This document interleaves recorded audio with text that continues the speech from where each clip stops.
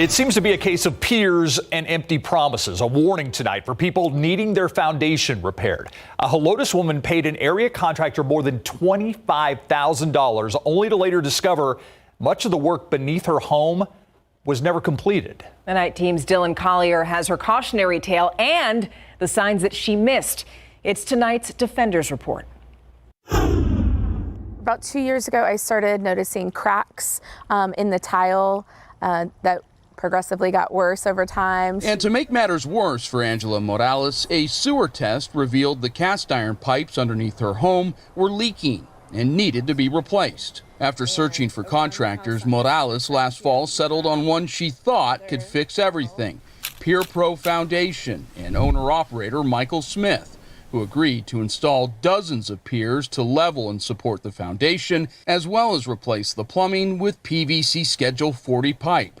The cost, according to the construction agreement, $26,000. Ms. Morales said Smith pressured her to sign the contract as soon as possible, telling her this side of her home was literally sinking every day she didn't have the work done. It was very much telling me, you've already sat on this too long, we need to get moving. Absolutely scared me into hiring him and needing to move quickly on these repairs. Morales says in hindsight that was not the right move. In February, weeks after Smith said the work was finished, a plumber called to Morales' home for a clog made quite the discovery. The pipes Morales had been told were switched to PVC were still cast iron, a fact we confirmed ourselves last month using a GoPro camera. Now that you look back on it, do you ever recall seeing any PVC pipe here on property? No, and I think that that's something that I definitely can reflect on and regret, that I just wasn't as present on site during the workday like I should have been. Other red flags have popped up since then. Bank records show Smith cashed all 3 checks written by Morales at Ace Cash Express, a payday lender frequently sued for its practices and described in a class action lawsuit filed then later settled in Texas as an illegal loan sharking operation. Neither Peer Pro or Smith have been implicated in wrongdoing associated with the financial services provider. Multiple people who hired Smith said he presented this document showing he's licensed as a contractor by the city of San Antonio. But a spokeswoman for the city's Development Services Department says Smith is not listed as Peer Pro's owner or even a delegate in its registration, meaning he can't pull permits under that name, and that there are no city records actually linking Smith to the company.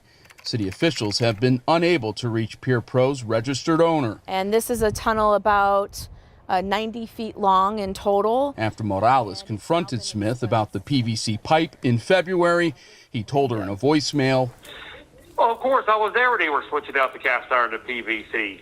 I think you might have cast iron coming out of your septic tank going underneath the house right there. But that's PVC underneath your kitchen, going to the bathrooms and everything else." But when asked by us for comment, Smith told us in emails 75 feet of plumbing still needed to be replaced. And even though he took full payment, a year after being hired, the job was not yet complete. Morales has hired an attorney and filed a theft report against Smith with the Helotes Police Department. We visited his listed business addresses in San Antonio and New Braunfels, but both locations are occupied by other companies. I feel silly. I feel embarrassed. I feel taken advantage of. I feel angry. For the Defenders, Dylan Collier, KSAT 12 News. Wow. Now, we made several attempts to contact the woman listed in public records as Peer Pro's owner, but we haven't heard back. Now, after we contacted Smith, Morales said that workers showed up at her home and opened tunnels for a third time. But as of today, no additional plumbing work has been done.